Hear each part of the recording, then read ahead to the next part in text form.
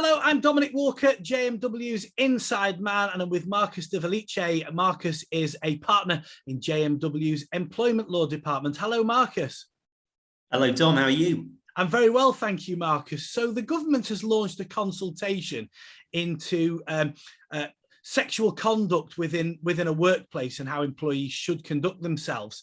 Has the law changed in this area, Marcus? Well, not massively so. What's interesting, Dom, is that this consultation actually took place, would you believe it, nearly 2 years ago. So we've got consultation nearly 2 years ago. We've then got COVID, a lot of water under the bridge, and they finally come up with some recommendations. And the key one is not so much a change in the law, it's actually about putting a greater emphasis on employers taking kind of positive action to outlaw and avoid sexual harassment in their workplaces. So what the government's saying they're going to do, no timeline yet in terms of when it's going to happen, but basically what they're going to do is every employer will have a legal duty to effectively promote equality in the workplace in terms of avoiding sexual harassment. So it's really about that. And there's also another thing that's going to happen, which is quite important actually, and this is a little bit of a new thing, and it is a change in the law, which is the government's going to outlaw sexual harassment by third parties. So if you imagine you're an employer and say a supplier or an employee of a supplier comes on your site, at the moment, if that supplier employee commits an act of sexual harassment against your staff, that's not actually outlawed. So the government's going to change that. So that is a change in the law, but the legal duty isn't so much a change in the law, it's more about positive action. And you mentioned positive action. I think I saw a quote from Liz Truss, the government minister, who was sort of saying that she wants to, they want to motivate employers. So there may be employers, HR directors, sort of scratching their head and saying, well, how do we do this? So how can they make this sort of positive change that we talk about?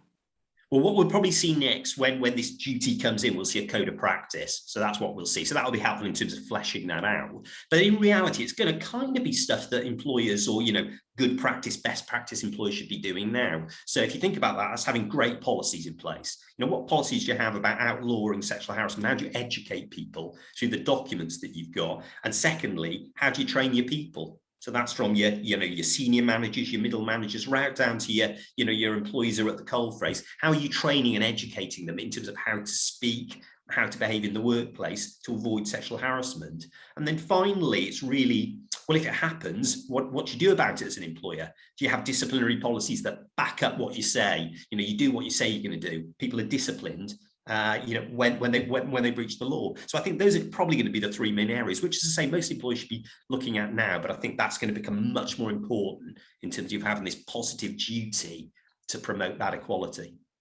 And I know you advise an awful lot of employers. What's your practical advice for employers, I guess, to prevent any such claims, and maybe, if they fall foul of the law and have a claim to defend?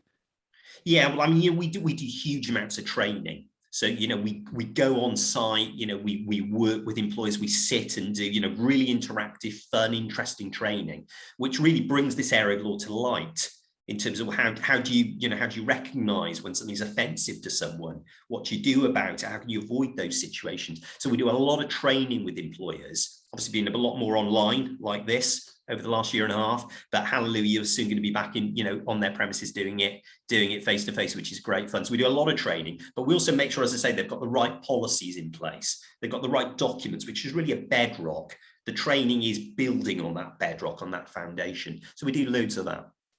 And it sounds like the training and the planning is the key there, Marcus. So if you'd like to speak to Marcus and get some advice, you can contact him directly, insideman@jmw.co.uk, or call 0161 82 81 999.